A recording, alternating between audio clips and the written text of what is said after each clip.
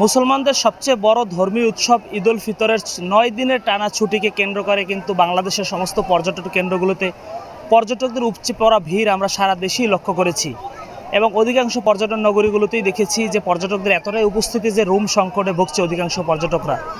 ঠিক সেরকমই একটি গুরুত্বপূর্ণ পর্যটন নগরী বাংলাদেশের পটুয়াখালী জেলার সর্বদক্ষিণের সাগরকন্যা কুয়াকাটা সমুদ্র সৈকত। আপনাদেরকে যদি একটু দেখানোর চেষ্টা করি, আমি এই মুহূর্তে দাঁড়িয়েছি কুয়াকাটা সমুদ্র সৈকতের পারে এবং ঠিক দুপুরবেলা যখন পর্যটকরা কুয়াকাটায় আগত যত পর্যটকরা ঠিক দুপুরের এই টাইমটিতে কিন্তু জোয়ারের সময় চলছে এবং অধিকাংশ পর্যটকরাই কিন্তু সৈকতে গোছলে উল্লাসে মেতেছে।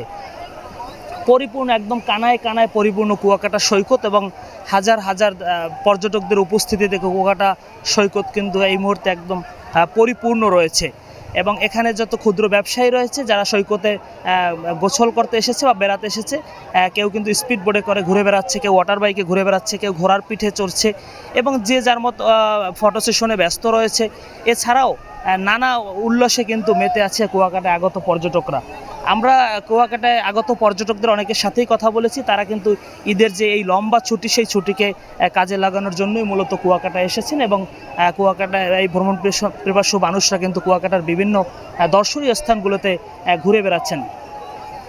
আমরা সার্বিক নিরাপত্তার বিষয়ে কথা বলেছি কুয়াকাটা ট্যুরিস্ট পুলিশের সাথে। তারা আমাদেরকে জানিয়েছে যে কুয়াকাটার যে সকল দর্শনীয় স্থানগুলো রয়েছে, শুধু কুয়াকাটা 0 পয়েন্টই নয়, এর বাইরেও কুয়াকাটায় যতগুলো দর্শনীয় স্থান রয়েছে প্রত্যেকটি জায়গাতেই কিন্তু আলাদা আলাদা পোশাকে এবং সাদা পোশাকে কিন্তু পুলিশ সদস্যদের মোতায়েন করা হয়েছে এবং আইন শৃঙ্খলা পরিস্থিতি তাদের সর্বোচ্চ নজরদারির চেষ্টা আছেন।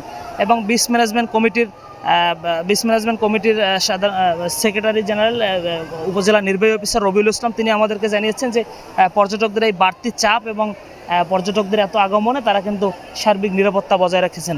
আমরা দেখেছি ফায়ার সার্ভিসের একটি টিমও এখানে রয়েছেন, পুলিশ, থানা পুলিশ, টুরিস্ট পুলিশ সহ বিভিন্ন স্বেচ্ছাসেবী সংগঠনের কিন্তু সদস্যরাও কাজ করছেন এবং কুয়াকাটা সৈকতে কোনো পর্যটক যদি গোসলের সময় জোয়ারের পানির সাথে নেমে যায় অথবা হারিয়ে যায় সেজন্য কিন্তু রেস্কিউ টিমও এখানে প্রস্তুত রাখা হয়েছে।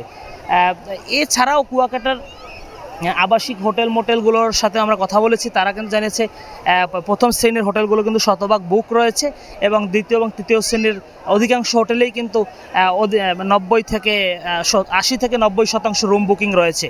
এছাড়াও অন্যান্য যে 13টি পেশা রয়েছে পর্যটন সংশ্লিষ্ট তারাও কিন্তু ঈদের পরে যে সময়টি পার করছে সেটি কিন্তু তারা খুব ভালো সময় পার করছে বলেও আমাদেরকে তেমনটাই জানিয়েছেন।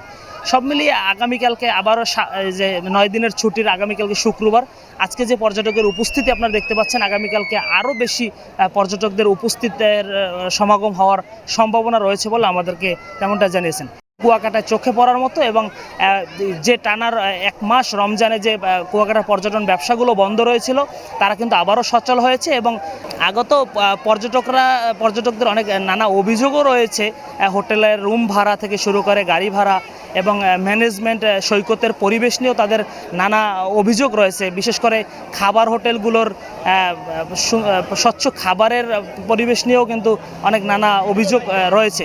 তো এই জায়গাগুলো প্রশাসনের দৃষ্টি আকর্ষণ করার জন্য কিন্তু কুয়াকাটায় আগত পর্যটকদের একটি বড় অংশ তাদের কাছে অনুরোধ করেছে যে কুয়াকাটার জন্য এই পরিবেশগুলো ঠিক থাকে।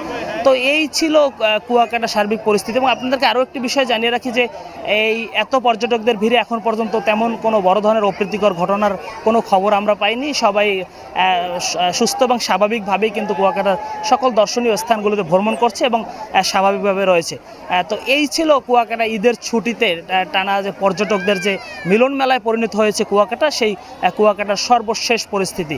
এরপরেও যদি কোনো আপডেট থাকে এবং পর্যটকদের তথ্য থাকে আমরা ঢাকা পোস্টের মাধ্যমে আপনাদেরকে জানানোর চেষ্টা করব। ধন্যবাদ সবাইকে। SM Almas, Dhaka post, Kuakata.